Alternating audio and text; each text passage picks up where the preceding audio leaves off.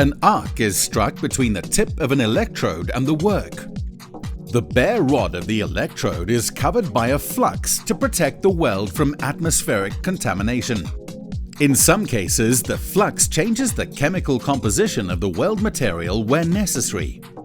The intense heat of the arc melts the tip of the electrode. It also melts the work area close to the arc, forming a molten pool. Tiny globules of metal are transferred across the arc into the molten pool.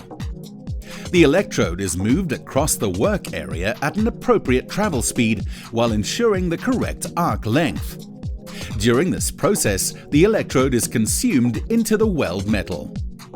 Filler metal is deposited as the electrode is consumed. A continuous weld is formed, covered by a slag. The slag is removed with a chipping hammer and cleaned with a wire brush.